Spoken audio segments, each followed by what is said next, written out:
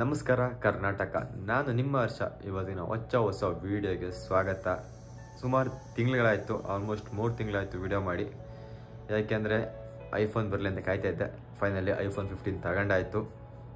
With my own money ತಗೊಂಡಾಗಿದೆ. ಅದಕ್ಕೋಸ್ಕರ ಸ್ವಲ್ಪ ಡಿಲೇ ಮಾಡಿದೆ. ಇನ್ನು ವ್ಲಾಗ್ಸ್ ಡೈಲಿ ಬಂದೇ ಬರುತ್ತೆ. ಮತ್ತು ಸ್ವಲ್ಪ ವರ್ಕ್ಗಳಿರೋದ್ರಿಂದ ವ್ಲಾಗ್ಸನ್ನು ಡಿಲೇ ಮಾಡಿದ್ದೆ. ಬಟ್ ಇನ್ನು ಯಾವುದೇ ರೀತಿ ಡಿಲೇ ಆಗಲ್ಲ. ವ್ಲಾಗ್ಸು ಡೈಲಿ ವ್ಲಾಗ್ಸ್ ಬರ್ತವೆ. ಬಟ್ ಇವತ್ತಿನ ವೀಡಿಯೋ ಬಂದು dark side of the Squid Game. ಈಗ ಆಲ್ರೆಡಿ ಹಿಟ್ ಆಗಿರೋಂಥ ಸ್ಕ್ವಿಡ್ ಗೇಮ್ 1 ಆಲ್ರೆಡಿ ನೆಟ್ಫ್ಲಿಕ್ಸಲ್ಲಿ top most views squid season 1. ಆದರೆ ಬಟ್ ಸೀಸನ್ 2 ಅಷ್ಟು ಆಗಲಿಲ್ಲ. ಏನಕ್ಕೆ ಅದು ಮತ್ತು ಡಾರ್ಕ್ ಸೈಡ್ ಏನಕ್ಕೆ ಅಂದೆ ಎಲ್ಲ ಡೀಟೇಲ್ಸ್ ತಿಳಿಸ್ಕೊಡ್ತೀನಿ. ಶುರು ಮಾಡೋಣ ವೀಡಿಯೋ. ಅದಕ್ಕೂ ಮುಂಚೆ ನನ್ನ ಚಾನಲ್ ಸಬ್ಸ್ಕ್ರೈಬ್ ಆಗಿಲ್ಲ, ಬೇಗ ಸಬ್ಸ್ಕ್ರೈಬ್ ಆಗಿ.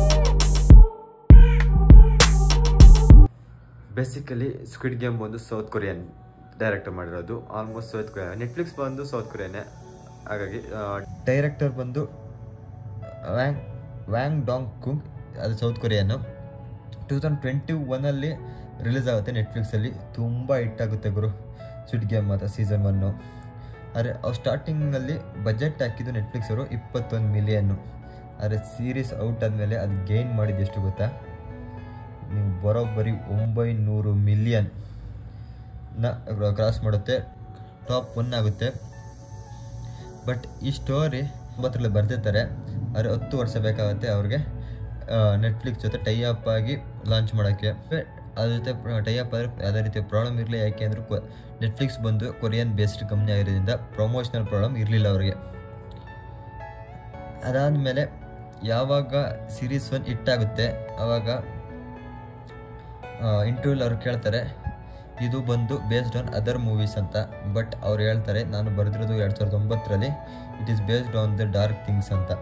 ಹಿಸ್ಟ್ರಿ ಆಫ್ ಸ್ಕ್ವಿಡ್ ಗೇಮ್ ಇರುತ್ತೆ. ಬಟ್ ಈಗ dark side of Squid Game ನೋಡೋಣ. ಆಲ್ಮೋಸ್ಟ್ ಇದು ಕನ್ವೆ ಆಗೋದು ಬ್ರದರ್ಸ್ ಹೌಸ್ ಅಂತ. Is called as brother home ಅಂತ.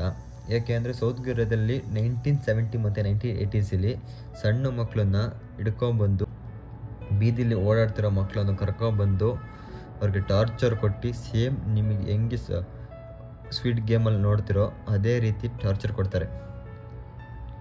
ಅದರಿಂದ ಈ ಫಿಲಮು ಮೇನ್ಲಿ ಬೇಸ್ಡ್ ಆನ್ ಆ ಬ್ರದರ್ಸ್ ಹೋಮ್ ಅಂತಲೇ ಅದರಿಂದನೇ ಹಿಟ್ಟಾಗುತ್ತೆ. ಆದರೆ ನಿಜವಾದ ಪ್ರಾಬ್ಲಮ್ಮು ನೆಟ್ಫ್ಲಿಕ್ಸ್ ಅವರಿಗೆ ಶೂಟಿಂಗ್ ಮಾಡ್ಬೇಕಾದ್ರೆ ಒಂದು ನಂಬರ್ ಯೂಸ್ ಮಾಡ್ತಾರೆ. ವಿಲ್ಲನಿಂದು ಒಂದು ನಂಬರ್ ಯೂಸ್ ಮಾಡ್ತಾರೆ. ಆ ನಂಬರ್ ಬಂದು ಒಬ್ಬ ಕೊರಿಯನ್ ಹುಡುಗದ 16 ವರ್ಷದ ಹುಡುಗನ ನಂಬರ್ ಆಗಿರುತ್ತೆ.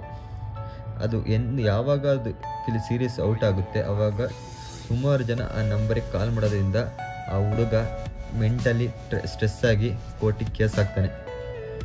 ಆದರೆ ಕೋರ್ಟಲ್ಲಿ ಏನು ಬರುತ್ತೆ ಅಂದರೆ ನೆಟ್ಫ್ಲಿಕ್ಸ್ಗೆ $85,000 ಕಾಂಪನ್ಸೇಷನ್ ಆಗಿ ಕೊಡಬೇಕು ಅಂತ ಬರುತ್ತೆ. 85,000 ಅಂದರೆ ಆಲ್ಮೋಸ್ಟ್ 73,97,615 ರೂಪೀಸು ನೆಟ್ಫ್ಲಿಕ್ಸ್ ಅವರು ಕೊಡಬೇಕಾಗುತ್ತೆ ಅಂತ ಕೋರ್ಟ್ ನಿರ್ಧಾರ ಮಾಡುತ್ತೆ. ಇದೊಂದು ಬಿಗ್ ತೊಂದರೆ ಬರುತ್ತೆ. ಪ್ರಾಬ್ಲಮ್ಮು ಏನಂದರೆ ಶೂಟಿಂಗ್ ಟೈಮ್ನಲ್ಲಿ ಒಬ್ಬ ಆಟಗಾರ 18 ನಂಬರ್ ಆಟಗಾರ ಡೆತ್ ಆಗುತ್ತೆ. ಅದು ಡೆತ್ ಆದಮೇಲೆ ನೆಟ್ಫ್ಲಿಕ್ಸ್ ಅವರಿಗೆ ತುಂಬ ಪ್ರಾಬ್ಲಮ್ ಆಗುತ್ತೆ. ಏಕೆಂದರೆ ಇಡೀ ಎಲ್ಲ ನೋಡಿದ್ರು ಸೌತ್ ಕೊರಿಯಾದಲ್ಲಿ ಅದೇ ನ್ಯೂಸು. ಅದರಿಂದ ಶೂಟಿಂಗ್ ಸಹ ನಿಲ್ಲಿಸಬೇಕು ಅದು ಬರುತ್ತದೆ. ಆದರೆ ಅವರು ಏನು ಮಾಡ್ತಾರೆ ಅಂದರೆ ಎಲ್ಲ ಕೇಸ್ಗಳನ್ನು ಮುಚ್ಚಾಕೊಂಡು ಬರ್ತಾರೆ.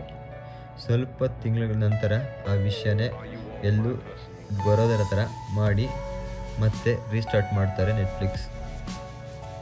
ಇಷ್ಟೊಂದೆಲ್ಲ ಕೇಸ್ಗಳನ್ನ ಮುಚ್ಚಾಕೊಂಡು ಬಂದು ಸೀಸನ್ 1 ಹಿಟ್ಟಾಗುತ್ತೆ. ಟಾಪ್ ಮೋಸ್ಟ್ ಯೂಟ್ಯೂಬರ್, ಇಡೀ ವರ್ಲ್ಡಲ್ಲಿ top most YouTuber Amazon Prime ಜೊತೆ ಸೇರಿ ಸೀರೀಸ್ ಗೇಮ್ನ ಸ್ಟಾರ್ಟ್ ಮಾಡ್ತಾರೆ. ಲಿಟ್ರಲಿ ಏನು ಹೇಳಬೇಕು ಅಂದರೆ ಸ್ಕ್ವಿಡ್ ಗೇಮ್ 1ಗಿಂತ ಸಖತ್ತಾಗಿರುತ್ತೆ. ಅದರಿಂದ ಸ್ಕ್ವಿಡ್ ಗೇಮ್ 2 ಎದಳಕ್ಕೆ ಆಗಲ್ಲ, ಅದು ಅಟ್ಟರ್ ಫ್ಲಾಪ್ ಆಗುತ್ತೆ. ಇದು ಮೇನ್ ರೀಸನ್ನು ಸ್ಕ್ವಿಡ್ ಗೇಮ್ 2 ಮಲಗೋಕ್ಕೆ. ಅದ್ರ ಕೈಲಿ ಅದು ನಿಲ್ಲಕ್ಕೂ ಆಗಲಿಲ್ಲ. It is the dark side of Squid Game. Guys ಈ ಥರ ನಂದು ಇದೆ ಫಸ್ಟ್ ವಿಡಿಯೋ ಇಷ್ಟ ಆದರೆ ಲೈಕ್ ಮಾಡಿ ಹಾಗೂ ಶೇರ್ ಮಾಡಿ. ಇದೇ ರೀತಿ ಕಂಟೆಂಟ್ ಕೊಡ್ತಾ ಇರ್ತೀನಿ. ಸಿಗೋಣ ಮುಂದಿನ ವಿಡಿಯೋದಲ್ಲಿ.